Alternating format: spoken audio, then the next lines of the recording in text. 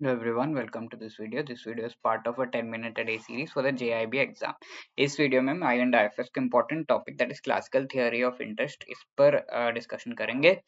How important this topic is for the exam? What are the सब topics जिनसे questions mainly आते हैं exam में? क्या हमें पूरा थियोरी ही पढ़ना पड़ेगा? ये सब हम इस सेशन में देखेंगे.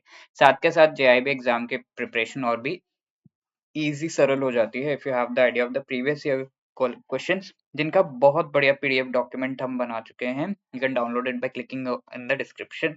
ठीक है, लिंक डिस्क्रिप्शन में दिया हुआ है. साथ के साथ most important MCQs and topics का भी लिस्ट हमने पीडीएफ बनाया हुआ है, वो भी आप डाउनलोड कर सकते हैं by clicking the link given in the description. Okay, so यहाँ पर ये जो पर्टिकुलर टॉपिक है, this is part of chapter number 15 theories of interest में. सबसे पहली थियोरी क्लासिकल थियोरी और दूसरी है केन्स लिक्विडिटी प्रेफरेंस थियोरी. तो क्लासिकल थियोरी दो पार्ट्स में हम डिस्कस करेंगे. पहला पार्ट का डिस्कशन आज है. ठीक है, तो classical theory of interest, what is this? First, कि रेट ऑफ इंटरेस्ट जो सेट किया जाता है, इसके पीछे क्या लॉजिक है, क्या चीजें हैं, ये सब क्लासिकल यानी कि सबसे पहली जो थियोरी आई थी इस टॉपिक पे, उस थियोरी में दिया हुआ था. तो किसने डेवलप किया? Who modified all of these things. And this classical theory is also called the demand and supply theory. इसे capital real theory, savings investment theory भी कहा जाता है. क्यों? आगे धीरे धीरे हम ये चीजें देखेंगे. सबसे पहली बात, ये लेकर कौन आया? Who developed and who modified this thing? Irving Fisher नाम के जो अमेरिकन इकोनॉमिस्ट थे, इन्होंने ये डेवलप किया था. अब अल्फ्रेड मार्शल नाम के ये जो पर्सन है, जिनके बारे में हम पहले भी देख चुके हैं, he gave the study of, he said कि economics is the study of what. ठीक है, study of welfare. Welfare definition इन्होंने दिया हुआ है, अल्फ्रेड मार्शल. तो ये ब्रिटिश इकोनॉमिस्ट है एंड इन्होंने कहा था interest is a reward for productive use of capital. जो आप पैसे बोरो कर रहे हैं, मनी लोन, उसका प्रोडक्टिव यूज जब करेंगे तो उसका रिवॉर्ड है ये इंटरेस्ट. जो पेमेंट आप कर रहे हैं, that is the interest. And Arthur Cecil Pigou, इन्होंने, ये ब्रिटिश इकोनॉमिस्ट ने, उन्होंने कहा था interest is the price of time. Whatever money you have right now, let us say आप एक मनी लेंडर है, आपके पास मनी है, तो आप अभी यूज कर सकते हैं या फिर आप बाद में यूज कर सकते हैं. तो आपने चूज किया कि बाद में यूज करेंगे, अभी उसे लोन में देकर. बाद में जब उसका पैसा वापस आएगा तो आप उसको यूज करेंगे. तो you are giving some sacrifice, तो उसके लिए पेमेंट है इंटरेस्ट, ये कहा है इन्होंने. तो that is the thing. Interest is actually as per the classical theory price paid for the supply of savings. जो भी किसी के पास एक सेविंग्स होती है, इसके पास सेविंग्स पैसे हैं, तो वो सेविंग्स इसने दूसरे पर्सन को दे दिया, तो सप्लाई ऑफ सेविंग्स हुआ. ये सेविंग्स उसको किस लिए दिया हुआ? बिकॉज उसकी डिमांड थी कि he could invest that money in the food processing industry and उसके लिए मुझे पैसे चाहिए, इस तरीके से डिमांड थी. तो ये डिमांड को फुलफिल करने के लिए मनी की जो सप्लाई की गई है, दैट इज उस पर जो पेमेंट किया जा रहा है, दैट इज द इंटरेस्ट. ठीक है, अंडरस्टूड व्हाट इज इंटरेस्ट इस पूरे एनिमेशन से, right? I hope that is clear. तो ये चीज है एक्चुअली इंटरेस्ट. नो, इस वजह से ये जो इंटरेस्ट है, सॉरी, ये जो थियोरी है, इसे हम डिमांड एंड सप्लाई थियोरी कहते हैं. बिकॉज डिमांड फॉर इन्वेस्टमेंट को फुलफिल करने के लिए सप्लाई ऑफ सेविंग्स किया जा रहा है. एंड ये सेविंग्स इन्वेस्टमेंट थियोरी भी है, because supply of savings and demand for investment, इसको फुलफिल किया जा रहा है. तो सेविंग्स इन्वेस्टमेंट थियोरी भी है ये.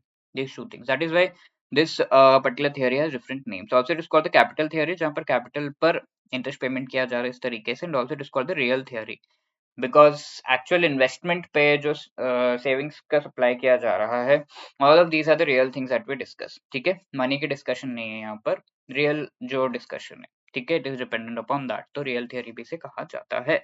अब what is the purpose of charging this interest? Interest is reward for the savings. Savings आपने किया, ठीक है, बहुत बढ़िया, इस पर रिवॉर्ड आपको मिलेगा इंटरेस्ट पेमेंट के through. And savings is interest elastic, ये कहा जा रहा है. यानी कि अगर आप एक ग्राफ बनाएंगे बिटवीन, कि आप को रेट ऑफ इंटरेस्ट बहुत हाई अगर मिल रहा है, तो आप ज्यादा से ज्यादा जो है सेविंग्स करना चाहेंगे इस तरीके से. और अगर आपको रेट ऑफ इंटरेस्ट कम मिल रहा है, तो आप सेविंग ज्यादा नहीं करना चाहेंगे. सेविंग ज्यादा नहीं करेंगे बिकॉज रेट ऑफ इंटरेस्ट नहीं मिल रहा है. क्या करेंगे? सेव करके खर्च करो, ऐसा. ठीक है, तो interest is, savings is interest elastic, interest पे डिपेंड कर रहा है सेविंग्स. साथ के साथ इन्वेस्टमेंट भी आपका इंटरेस्ट इलास्टिक होता है, but in a different manner. यहाँ पर डायरेक्ट प्रोपोर्शनलिटी है, savings is directly proportional to rate of interest. ऐसे अगर आप इंटरेस्ट देखो, रेट ऑफ इंटरेस्ट बहुत हाई रहेगा, तो आप इन्वेस्टमेंट कम करोगे, बिकॉज यू विल से कि इतना हाई रेट ऑफ इंटरेस्ट पे लोन लेके कौन इन्वेस्टमेंट करेगा. तो this, and if the rate of interest is low, तो आप इन्वेस्टमेंट ज्यादा करोगे, आप कहोगे कि ज्यादा से ज्यादा लोन लिया जाए एंड इन्वेस्ट किया जाए. तो ये डाउनवर्ड स्लोपिंग कर्व आपका rate of interest and investment का बन रहा है. ठीक है, तो इस तरीके से we can say supply of savings and demand of demand for investment, इस के ग्राफ को हम इस तरीके से देख सकते हैं। एंड ये दोनों को एक ही साथ अगर हम बनाएंगे तो सेविंग्स इन्वेस्टमेंट ग्राफ आपका बनेगा। And wherever they meet that is equilibrium point, जहां पर आपका इक्विलिब्रियम रेट ऑफ इंटरेस्ट होगा एंड उसके हिसाब से आपका supply and demand of money होगा। ठीक है, that is the thing. Factors जिन पे डिपेंड करता है, रियल फैक्टर्स पे डिपेंड करता है, दैट इज सेविंग्स पे, इन्वेस्टमेंट पे एंड इनकम पे भी डिपेंड करता है। जितना ज्यादा किसी का इनकम होगा वो उतना कम सोचेगा इन चीजों के बारे में। द सप्लाई कर्व जो है वो शिफ्ट करेगा, इनकम ज्यादा है तो ज्यादा से ज्यादा सेविंग्स वो लाएगा, ठीक है, इनटू द मार्केट। तो इस तरीके से आपका जो सप्लाई कर्व है वो शिफ्ट करता जाएगा। And here obviously your equilibrium rate of interest will also shift. Supply of savings actually shifts. Demand for investment is actually based upon the productivity of capital.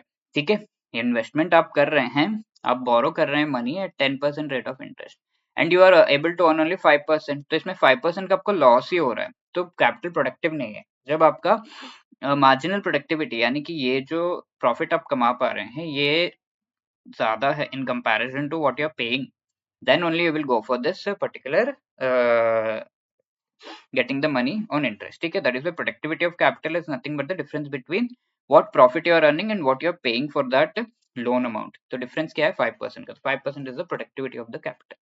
So this is the basics of classical theory of interest. I hope ये सारी चीजें आपको समझ में आई हैं. You can please try to answer this question which was asked in June 2024. Classical theory of interest is developed and modified by which of these? ठीक है, आपको आंसर करना है in the comment section. ये क्वेश्चन पिछले session में पूछा गया था एज अ होमवर्क। तो interest is considered to be one of the factors of payment made to which among the following. ठीक है, factors of payment made to whom, the capital. ठीक है, तो C will be the right answer over here, right. A नहीं, C यहाँ पे सही जवाब होगा because interest is a payment for capital.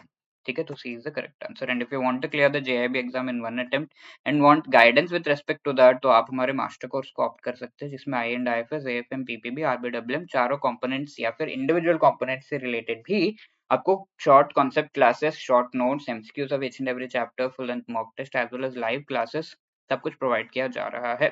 Okay, JIB 75 is the code that you can use to actually avail 75% discount on this course. Link आपको इस course का description में मिल जाएगा। हमारे लाइव क्रैश कोर्स के क्लासेस भी अभी ऑनगोइंग है, इससे रिलेटेड आपको जो है इंफॉर्मेशन डिस्क्रिप्शन में मिल जाएगा। If you have any other query, you can call us on this number or drop a mail at hello@edutab.co.in. Wishing you all the best for your preparation. Thank you so much.